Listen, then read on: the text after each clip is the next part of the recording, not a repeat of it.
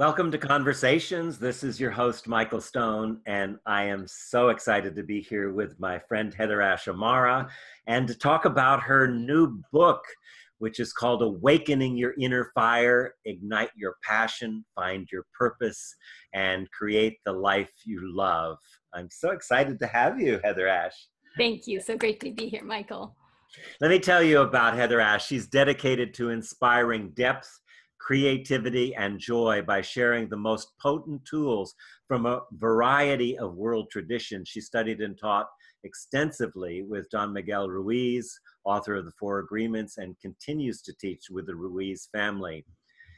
HeatherAsh was raised in Southeast Asia, and she's traveled the world from childhood. She's constantly inspired by the diversity and beauty of human expression and experience, and she brings this open-hearted, inclusive worldview to her writings and teachings, which are a rich blend of Toltec wisdom, European shamanism, Buddhism, and Native American ceremony. Quite a combination, HeatherAsh. Yes, all corners of the world. So we have this new book. Yes, Awakening Your Inner Fire. I love this book. I think it's the best one yet. But I was wondering what called you to write yet another book, especially this one? It's a good question. So I actually wrote a book many years ago, and it was really a book to myself. I had an organization in Berkeley. We had teachers that I had trained to teach all over the country. I'd written my first book, which was called, at that time, The Four Elements of Change. And everything was going great in my life, except I noticed that I was really stressed out. My team was really stressed out. We just felt overwhelmed with everything that was coming our way. And I realized, okay, wait a minute. If I'm doing exactly what I love, and I'm completely stressed, something's wrong. Something's not right here. So I actually closed the center and took a year off and traveled around the country in a bus and really delved into this link between work and stress and the split we've created around spirituality and work. And it was a really great year of exploration. And that exploration has just continued to this day, of finding a new way to do work where we're creating more spaciousness and connection rather than more disconnection and stress. Yeah, certainly for most people in the world of work these days, there's always a question of balance and how to get in balance. And the spiritual aspect to bring that in is so important. And I think more and more people are beginning to realize that. But inner fire. Let's talk about what is your inner fire. Your inner fire is your energy. It's your life force. It's that place of creativity and passion that each of us has. And how I like to think about it is that every thought and every action you take can either brighten your inner fire or it can drain it. And many of us just didn't learn basics around how to manage our own energy. So for me, that's what the book is about. It's a guide to help manage our own energy, to learn how to be in relationship with that inner fire and how to grow it, how to protect it, how to nourish it, and how to direct it. How does that relate to our purpose or our soul purpose? Yeah, what I saw when I first started working on this book is that a lot of us get stressed out about our purpose. Mm-hmm. And I've seen a lot of people suffer or come to me suffering like, I don't know what my purpose is and I'm doing it all wrong. And so I was like, let's make this really simple. So what I linked our purpose to is not something that we're doing at work or with our family or in any one area of our life, because I feel like we've created too many splits between the different areas of our life. So what I invite people to do is find what I call their true work. And your true work is something that's beneath everything that you do. It's the underlying foundational piece. That's what you're here to learn. It's not what you've mastered. It's what you feel like at a soul level, you're here to kind of figure out this round. And I like to invite people to pick just one word that represents their true work. Mm-hmm. And to make that then, to create that then as a feeling sense, that you're then aiming to bring that feeling sense into every single action that you do. Mm-hmm. So you know it's your true work if you can practice it at work if you can practice it with your family, and if you can practice it while you're picking up dog poo in the backyard. So regardless of what you're doing, you can practice that. So it might be love, it might be compassion, it might be spaciousness. It could be the word banana, because it's for you, it's not for anybody else. So if banana has a particular resonance and you know exactly what that means, that's your word.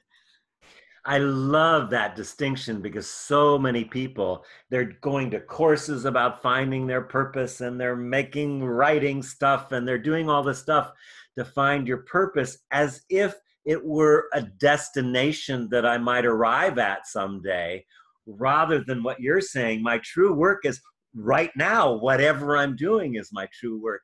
It's just great. I talk to people, what's my purpose? I got to figure out my purpose. Yeah. What are you doing right now? That's your purpose. Yes. Just put it into what you're doing. Yeah. What's the energy? It's the whole doing versus being. We're so geared to do. Yeah. And purpose has become this thing we have to do outside of ourselves.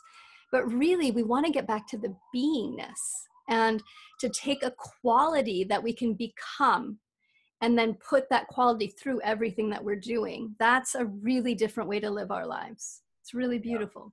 Yeah, truly beautiful. So you said energetic center. How can we learn to deepen our connection to our energetic center? By becoming really aware of what we're doing with our energy.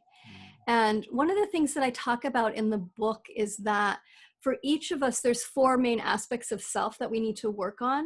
And energy is one of the big ones.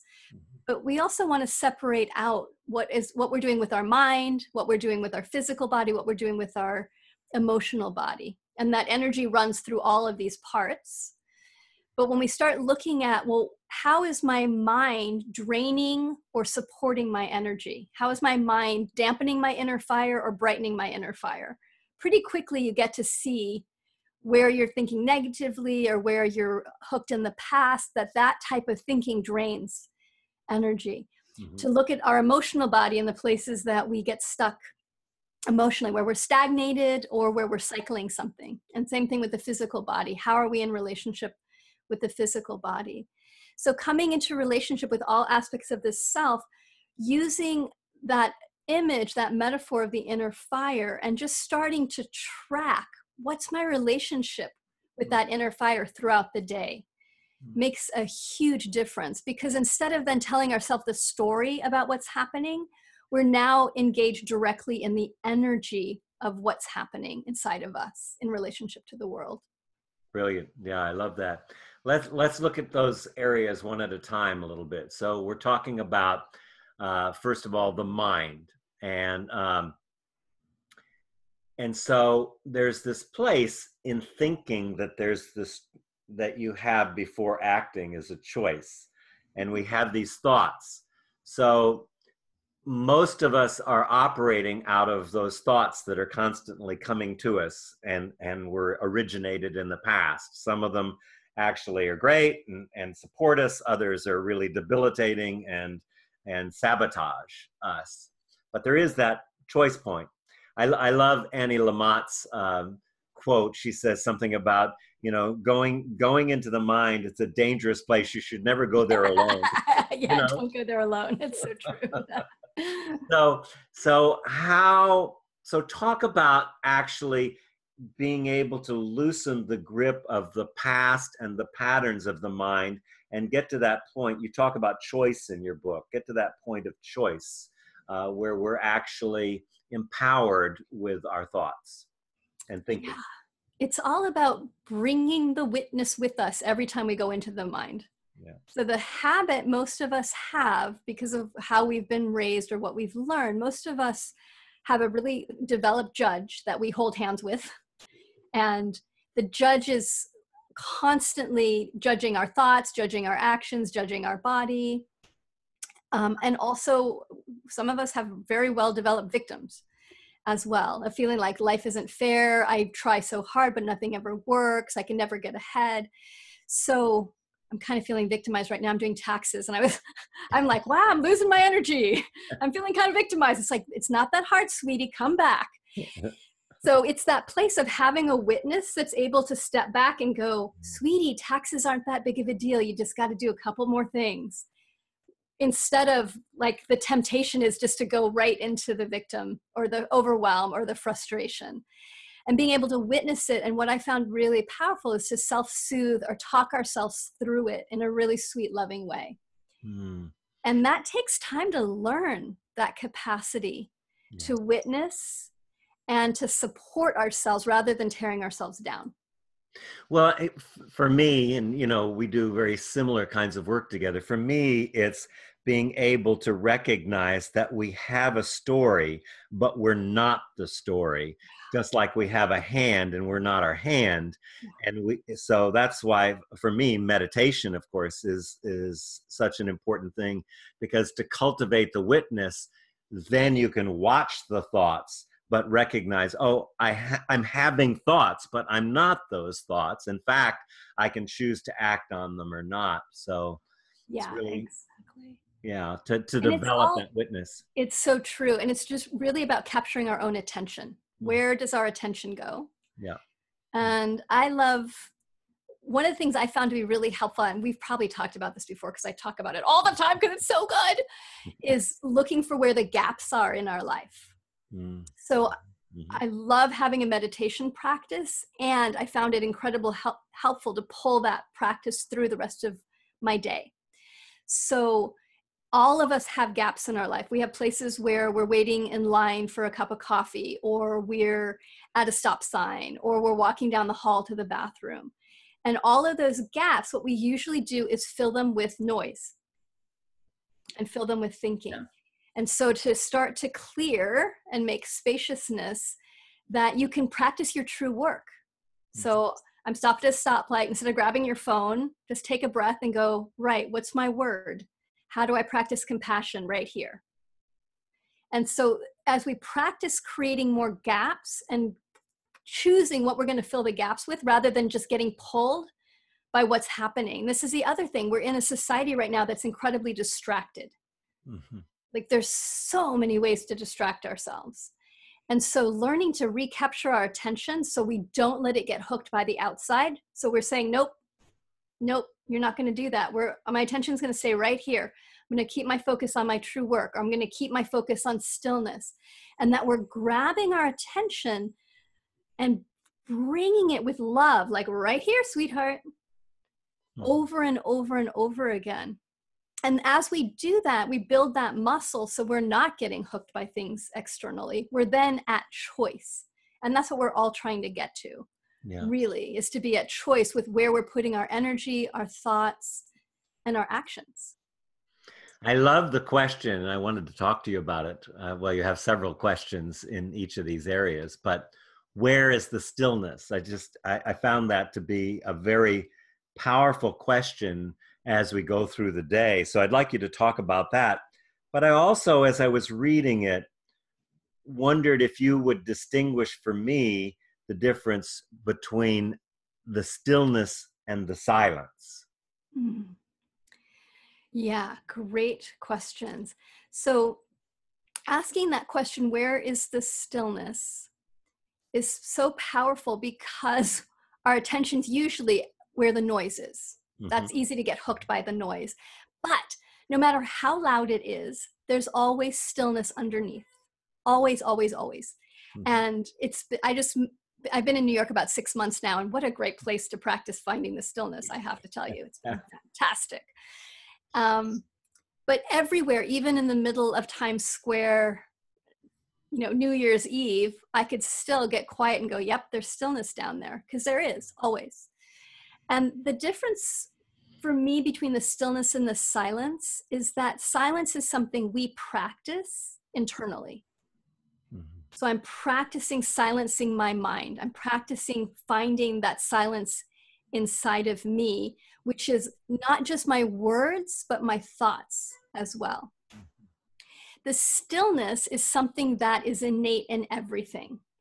So that stillness that I find inside of myself is really my connection to the divine, to God, to the creator, which is in everything else. It's the unpotentiated fullness of life that everything comes back to that stillness and everything is birthed out of that stillness. Hmm. That's great. I generally see it just the opposite, but it doesn't matter. Yeah, It's just the words, name, right? but Yeah. but yeah, yeah, that difference. I feel I have to get still so that I can tap into that unlimited potentiality of silence. So It's I just nice. got it a little bit different. But when I was reading the book, I thought, well, what about that? Yeah. Such a great book. I want to say again to people, if you just tuned in, I'm talking to HeatherAsh Amara about her new book, Awakening Your Inner Fire. I'm excited about this book. And when we were talking about the busy mind, one of the things that I thought of was Tara Brach's term, uh, what does she call it? The trance of unworthiness. Mm, It's got such a hold on us, yeah. and when you're talking about this distraction, the distraction seems to feed this trance of not being enough. I don't have enough. I'm unlovable. All of these things. How can this? I'm looking at it from the mind, but I'm going to bring in the other three areas too. So you can do that now. But um, how do we transmute that trance of unworthiness that so many of us are experiencing? Mm. To recognize it's not just us individually. And I think this is why it's so powerful for us to speak to each other, to have community, to share vulnerably what's going on. Because often what I've found is that when people have that sense of unworthy, and all of us do, Mm-hmm. but when we have that deep sense of unworthiness, often it's because we haven't really started to talk to other people. And so we think it's just us and we're the unworthy ones and everybody else is worthy. Mm-hmm. Once you start talking about it, it's like everybody feels it to some degree or another. And to also recognize we're in a really, really disempowering cycle. So the cycle around the media and advertising is pretty much all advertising has one message to you, pretty much, which is you're not enough. And if you buy this thing, you'll be enough. Now, the media didn't create this. The media is just using it because it works. Yeah. It's what hooks our attention. So we feel unworthy. We look outside of ourselves. We're like, oh, if I just get that thing, I'll feel worthy. And then that doesn't make us feel worthy. So we feel more unworthy because the red shoes aren't working or whatever it is, the new haircut, the car, like it's not working. Oh, well, I must be unworthy because that's not working. So to get out of that cycle, we really have to come back into ourselves and really start to commit to becoming intimate with ourselves. Yeah. And becoming intimate with what is my inner fire, what is my unique essence, how am I different than anybody else? And to name, I don't have to be perfect to exist. Because so many of us also have that. If I'm not perfect in all ways, then I'm unworthy. And I just say, embrace your imperfection, embrace the flaws, embrace the darkness, get to know the whole of who you are, recognizing that trance of unworthiness, such a great line. You weren't born with it, you learned it. Yeah. That's so great because the red shoes didn't work for me either. Damn. We so wish, right? And then we get into the spiritual world, right? Well, I'll just go then work with the shaman and that'll fix everything. Right? It's just the same thing. You have to do the internal work. You can't just go like someone out there that's going to fix it. Yeah. It's really interesting how much people are caught up in the expert. I had an experience of that last year with my business, that my body was screaming that this is not right, but I had the expert and I didn't know, doing online courses, so I would have a headache afterwards, and it's like, well, it's so important to listen to the body.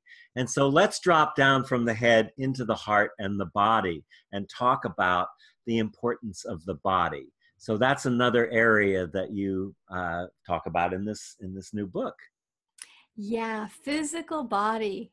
So important to be in. Number one, get into your body. And sounds simple, but a lot of us, again, have done all sorts of interesting things to avoid the physicality. And most of us are in relationship with our body from our mind point of view, not our body's point of view. Yeah. So that's really the willingness to shift our perspective. So instead of looking at the body, we're feeling the body, we're experiencing the body, we're asking good questions. What does our body need to be nourished? What does our body need to be supported in the best way possible? And that we come into dialogue directly with our body and with the wisdom of our body. And what I found is that once we start coming into dialogue, that the body's super happy to talk to us, but it may take a while for it to trust us again, basically.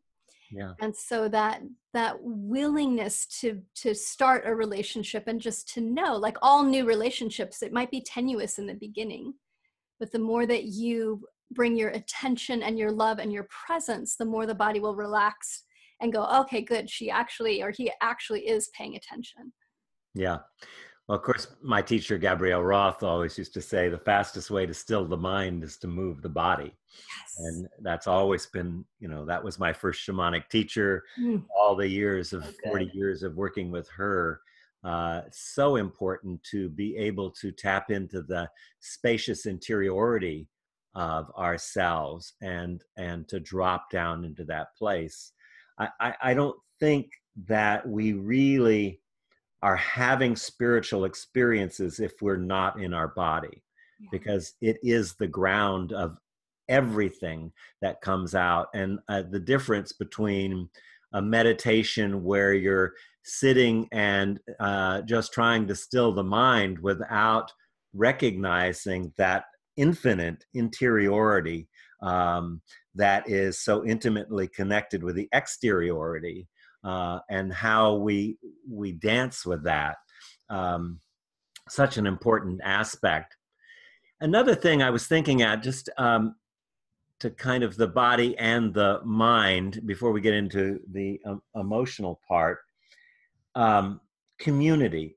You didn't talk a lot about community, but you did talk about how our emotions, and I'm going to say our actions and the corresponding body movement that goes with the mind is always influencing everyone else too, that we aren't alone, that what we're feeling, thinking, saying is always impacting our community.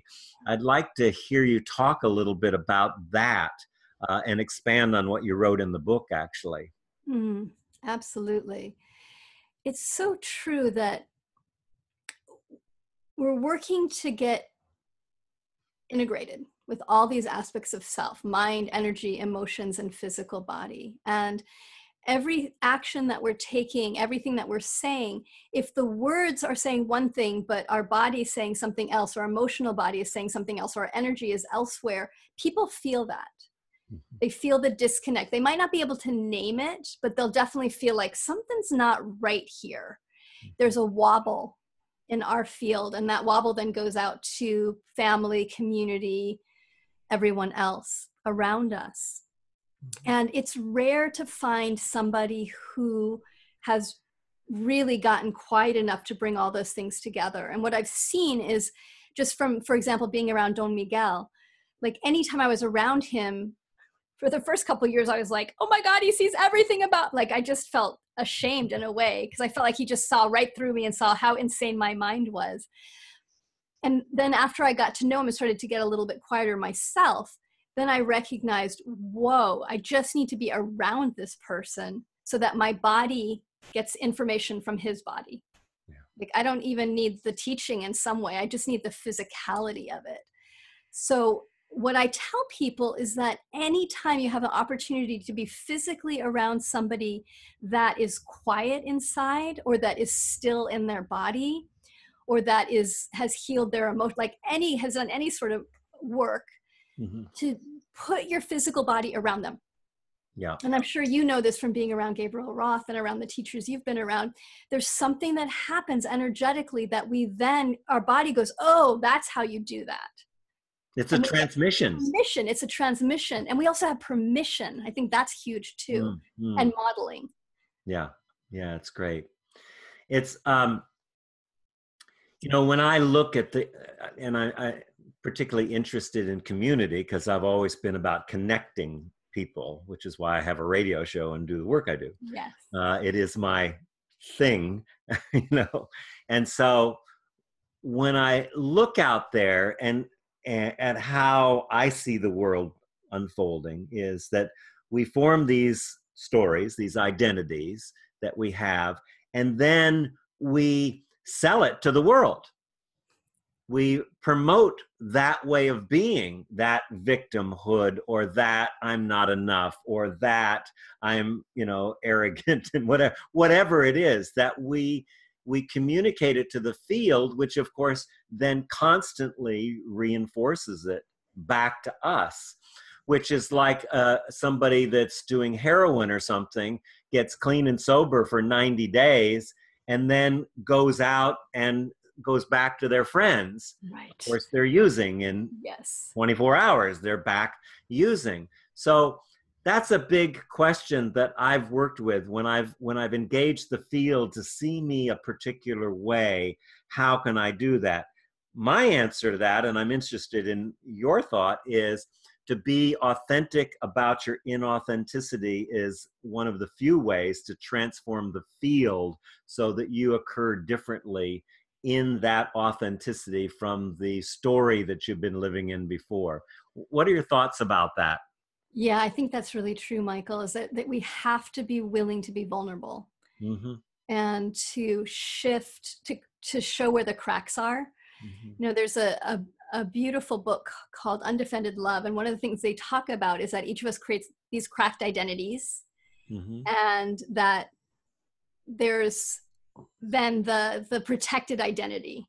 And we don't want anybody to see the cracked identity. So we keep pretending everything's fine.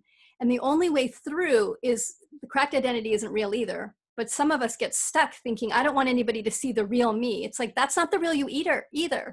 But the way through to the real you, to your essence, is to go through the cracked identities. So well said.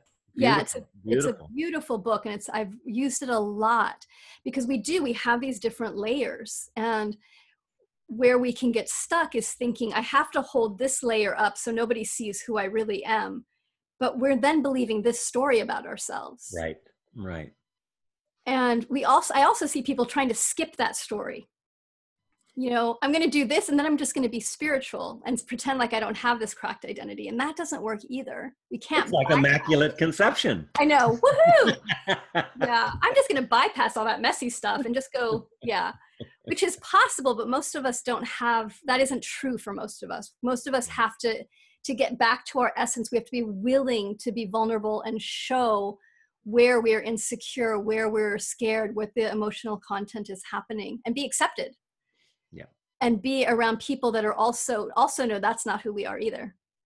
Yeah. Well, it brings us right to another part of your book where you talk about addressing everything that happens to us as a teacher. Yeah. So that we then can embrace that. And that's where you move into the authenticity, I think. Talk about that idea. Yeah. We can use every single thing in our life to dampen our fire or to get small, or we can use everything, no matter how traumatic or awful, to actually brighten our fire and get stronger. Now, I'm not saying that's going to happen right away, but when we focus on resilience and when we recognize no matter what's happening outside of us, the death of somebody that we love, taxes, financial struggles, breakup of relationships, that in the long run, we can keep gearing ourselves to, I'm going to use this experience to benefit, to become more resilient, to become brighter, to become more loving, to do more of my true work. And just that commitment, even if you have no idea how you're going to do that, just that commitment will put you on the right path to working through it in a new way. Versus, oh my God, this is the worst thing that's ever happened to anybody and I'm never going to survive and it's going to wound me forever. We then make that our reality. Yeah. It doesn't, and I have to say this again because some people are like, oh, I just want to skip the messy part. But you have to be willing to go through the messy part, but holding the hand of this is going to make me stronger Mm-hmm. as you go through the unwinding of the old story and the grief and the whatever, the pain that's there to the Yeah, other side. it's so true. The only way through is through. It's through. Yeah. Yeah. Well, there's another area I think I wanted to address with you, and that's around the imagination area, the power of imagination. Um, and within that power of imagination, one of the things that I loved, and I think many people have this issue, is how to protect myself from all the things that are coming into me. So I think it's a great combination to talk about those two. Can you bring some light to that? Yes. Our imagination is one of the most powerful forces that we have, and energy travels on breath and imagination and intent, those three things. So intent is our focus. It's what we want to create. And imagination is our capacity to visualize what that's going to look like or feel like. And we can use metaphors, and those are incredibly effective. Mm-hmm. So for example, if you are noticing that you're leaking your energy around certain people, you can use your imagination to do things like plug all the holes where you feel the leaks, or imagine a really beautiful bubble around you that holds your energy in and doesn't let anybody else's energy through, or put a cloak around you with a hood. So to create any sort of image that gives you that sense of a container that I'm holding myself. And then the intent, what you program your energetic field. So you're using the imagination to create a vision that you hold, and then you program your energetic field and say something like, my energy or higher can enter. So anything that's vibrating at my energy or higher can pass through, but anything that's not cannot. Mm. And you visualize that sense of, I think of it as Teflon, like, yeah. Nope, it just slides off. Nothing can come in. And that combined with breath and really filling yourself from the inside out, really then we own our energetic field. Yeah. And it's very difficult then for anything that's not of what we will support us to come in. Yeah, not only that, it's great for avoiding traffic tickets. That is true as well. Although you have to be careful with that one. I did this for a while where I was becoming invisible, and then I'd have cars start to pull in front and be like, whoa, I need to be visible. That's a good point. I never thought of that. Yeah, I've gotten myself in a little trouble sometimes. Like, how come nobody's I'm like, oh, right, I've been invisible.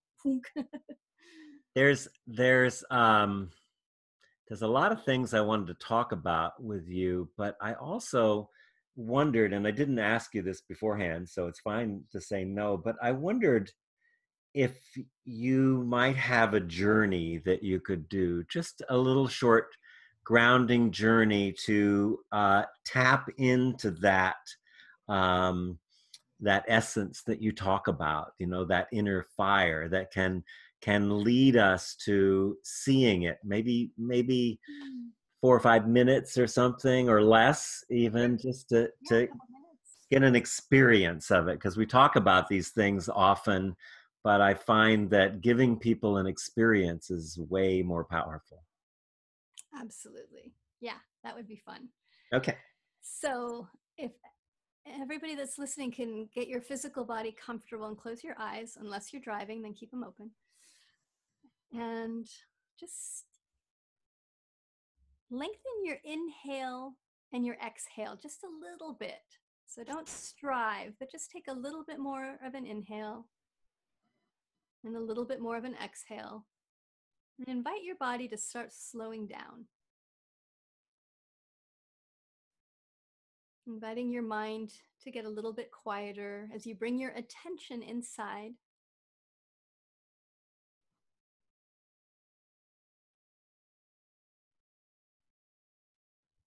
Good. And imagine that you can hold your hands out. You might do this physically as well if it feels good.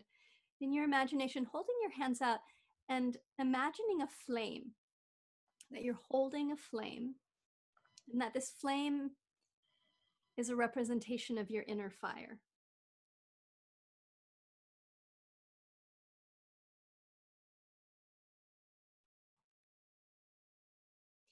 And asking this flame, using your imagination to go into dialogue with your inner fire, with this little flame. Imagine that it's an ally, that it's a guide for you, and that it has information to help you to understand or to really feel how to increase that inner fire.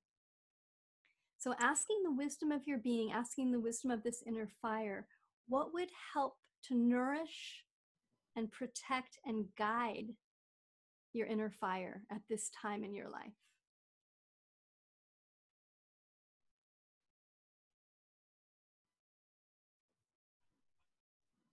And opening up to how this inner fire, the wisdom of your being, might speak to you. It might be through a sudden knowing in your body. There may be words.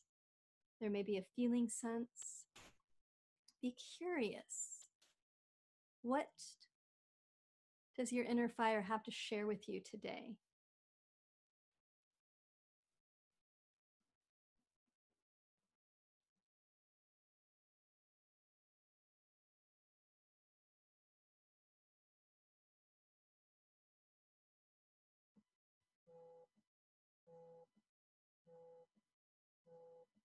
And as you're listening to this inner fire, take in the information and the wisdom.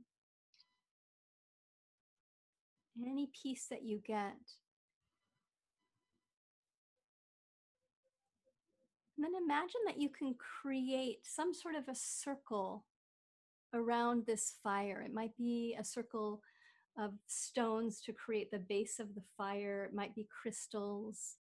It may be that your fire wants to actually be fed. So you may take leaves or wood to feed that fire, or blow the wind.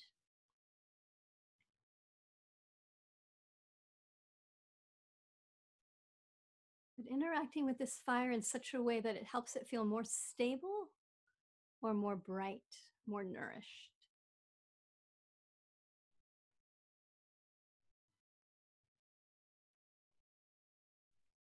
And committing to be in a more intimate relationship with this inner fire, with this beautiful essence of your being, your life force energy.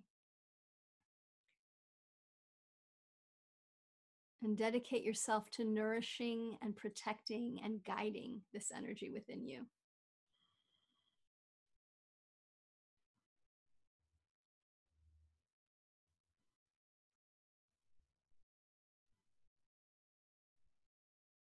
Beautiful. And imagine you can take this flame now and bring it into your body. You're either going to bring it into your heart or your belly. So just feel, where does this inner fire want to live? Maybe your will. And imagine that you can literally take it and bring it into your body. And just take a couple breaths into that inner fire.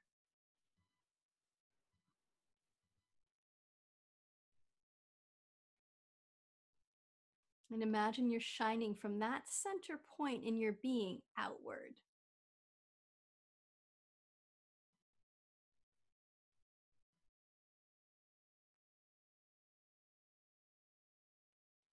Beautiful. And when you're ready, you can open your eyes.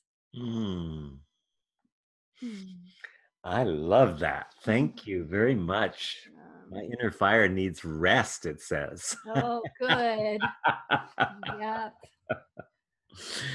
So let's see. We've talked about energy. We've talked about body.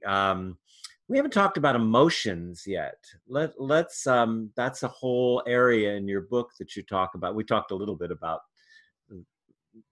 but in terms of how you use your emotions to ignite and feed your inner fire. Can you talk about that? Yes. So the image I have around the emotional body is that a lot of us are carrying this really heavy backpack that has all these old emotions in it. And that really dampens our fire when we're holding all these old emotions that we haven't processed. And so being in relationship with our emotional body is, again, the willingness to take the backpack off and to start to empty it out, give ourselves permission to clear old emotional content that we haven't known what to do with. And to do that takes courage. And it's also so amazing what happens when we come back into right relationship with our emotional body. And for me, right relationship with our emotional body is when we are current with our emotions, when they're about what's happening in the moment rather than all the stuff in the past. So how do we clear the emotions out? You pay attention. When you have a reaction to something, if it seems like, wow, this is kind of big compared to what's actually happening, you know there's old emotional content there.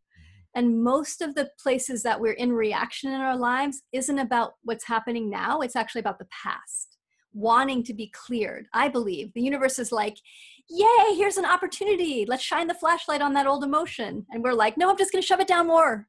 I'm going to shove it even deeper. I'm going to blame that person. So to really move beyond shame and blame, which is often what keeps the emotions locked, when we're ashamed of the emotion, or we're blaming somebody else, or we're just scared and we don't know how to process it. So to be gentle, but to really give ourselves the space to move the old emotion out. Best way, movement, any type of movement, good music. Throwing rocks was one of my favorite ways to do this. Pounding on pillows, breaking dishes in a safe way. Forgiveness too. Forgiveness is a big forgiveness, definitely. But what doesn't clear it is dumping the emotional content on somebody else. Right. Never clears, because they're just going to ping pong it back to you. So yeah, definitely forgiveness, compassion for yourself, really understanding that most of the emotions that we are holding onto in that backpack are from when we were really young. You know, usually they're childhood emotions around trauma or around stories that we created. And that younger part of us just needs some witnessing and some holding to let the emotion clear. That place of witness for me, I always talk about as the place between the remembered past and the imagined future that is causing us so much craziness. Yes. So we've got time for one more area, and I think it's such an important area. It is, for me, the access to real presence, and that's gratitude. Talk about gratitude in your work of igniting the inner fire and caring for the inner fire.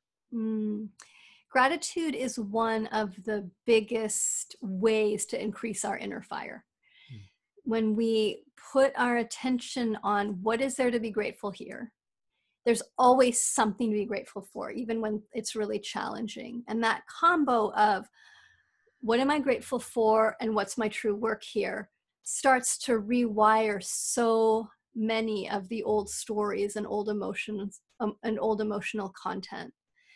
So holding hands with both of those. What am I grateful for? Super simple question. And then what's my true work? What's the word that I'm working with? And gratitude, I see, is really like a muscle. The more you use it, the stronger it gets.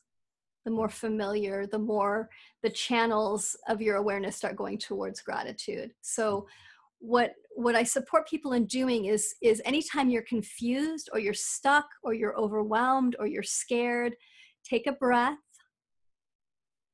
and start with, where can I be grateful? What am I grateful for now? Yeah. What little teeny thing can I be grateful for?